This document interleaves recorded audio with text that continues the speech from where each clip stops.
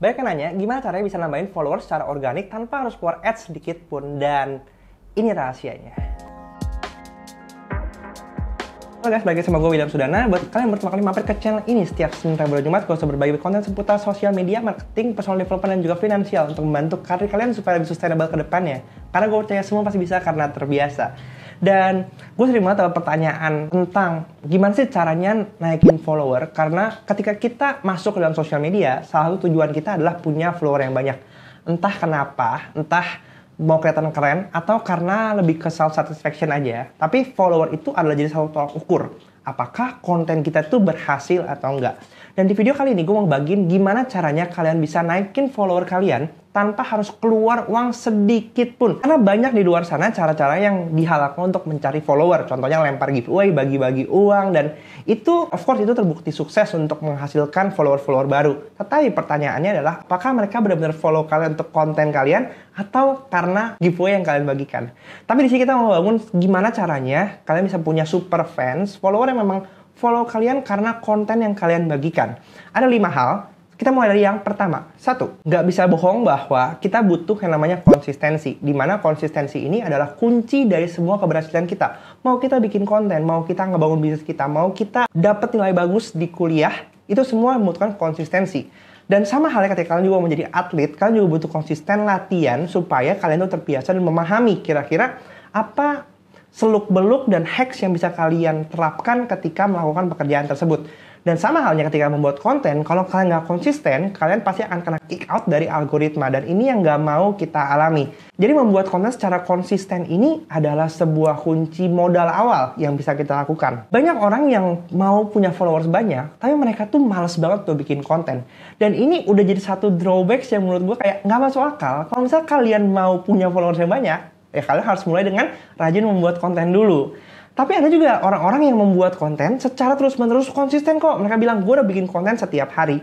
Tapi kok followernya nggak nambah-nambah? Oke, pertanyaannya, kalian bikin kontennya seperti apa? Dan ini masuk ke dalam nomor 2. Dimana, apakah kalian tahu sebenarnya konten kalian itu dibutuhkan nggak sama orang yang akan menonton konten kalian? Banyak orang yang bikin konten for the sake of karena gue suka, karena gue mau pamer, karena gue mau sharing sesuatu yang gue suka. Dijadikan sebagai personal diary. Tapi kalau misalnya kalian itu bukan Raffi Ahmad atau mungkin kalian bukan Ariel Tatum, ya nggak ada orang yang akan peduli juga tentang kehidupan kalian.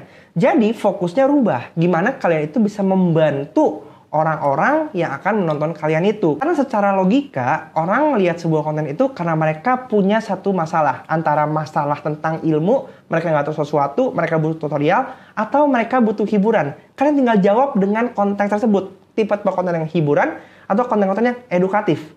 Dan di situ kita bisa kerucutin lagi masalahnya, problem apa sih yang mau kalian jawab lewat apa yang kalian bisa. Contohnya, gue berbagi konten seputar sosial media karena ini adalah pekerjaan gue sehari-hari sebagai creative consultant, dan ilmu ini yang gue bagikan kepada kalian supaya kalian juga bisa belajar dari pengalaman gue langsung. Goals kita di sini adalah bukan gimana caranya konten kita itu viral cepat, tapi gimana kita bisa nemuin konten market fit. Karena dengan seperti ini, kalian bisa mudah ketemu orang yang membutuhkan konten kalian, dan orang yang merasa sudah terbantu akan membantu menyebarkan konten kalian ke circle-circle-nya mereka lagi. Sehingga domino efek itulah yang akan membantu kalian untuk berkembang secara organik. Kita masuk ke poin yang ketiga, di mana kita perlu menentukan siapa yang sebenarnya kita ajak ngomong.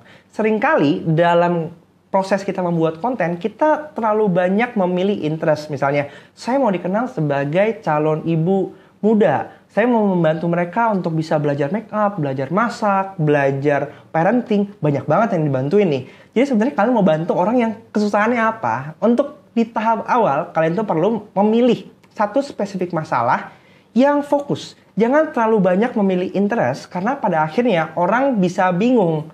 Contohnya, kalian hari ini bikin tips masak. Kemudian tips masak kalian ini viral. Besok kalian bikin tips skincare. Orang yang baru follow kalian karena tips masak kalian nggak mendapatkan ekspektasi yang sama lagi.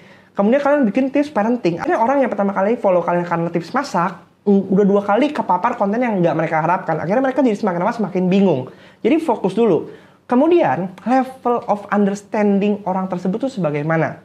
Apakah orang yang awam? Apakah orang yang udah paham? Atau orang yang expert?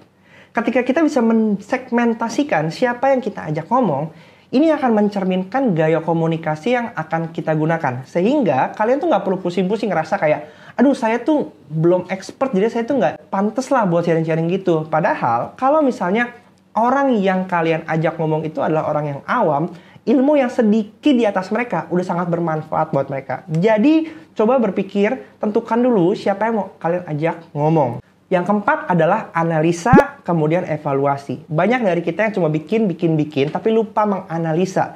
Di YouTube ada insights, di Instagram ada insights, di TikTok juga ada insights. Jadi insights ini sebenarnya yang bisa menjadi bahan pertimbangan kita. Apakah konten yang selama ini kita buat sudah tepat terhadap marketnya atau belum? Karena kalau misalnya belum, ini saatnya kita untuk adjusting apa yang harusnya kita sampaikan terhadap orang yang udah menjadi follower kita saat ini. Sehingga perlahan-perlahan kita akan menemukan konten market fit kita. Yang nomor 5 adalah ulangi dari awal dan kemudian bersabar. Karena banyak dari kita yang pengen banget mencari hasil yang instan. Walaupun rasanya senang banget kalau bisa dapat follower dan ngelihat konten kita di react. Tapi menurut gue lebih penting kita berpikir bagaimana konten yang kita bikin ini bisa memberikan impact terhadap orang yang menonton. Walaupun kontennya cuma dilihat 5 view, 10 view, 20 view, tapi kalau misalnya orang yang nonton itu benar-benar bisa merasakan impact-nya dan merubah hidup mereka, justru kita tuh lebih powerful daripada influencer yang kontennya dapat ribuan likes, tapi ternyata yang engage, yang peduli itu cuma sedikit juga.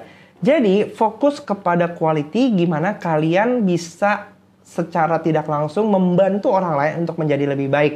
Dan bersabarlah, karena tanpa kalian sadari, ketika kita memutuskan untuk menyerah, ternyata di situ sedikit lagi sebenarnya kunci kesuksesan kita. Membuat konten itu adalah seni. Jadi nggak ada yang salah, nggak ada yang benar. Jadi tergantung bagaimana konten kita itu akhirnya menemukan orang-orang yang tepat yang suka dengan apa yang mau kita sampaikan. Jadi bersabar, karena semua itu pasti butuh proses. Tapi gue percaya, semua itu pasti bisa karena terbiasa. Jadi jangan lupa di subscribe kalau konten-konten kayak gini sesuai dengan apa yang kalian butuhkan.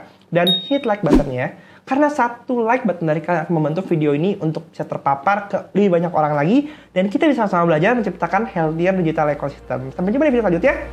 Bye!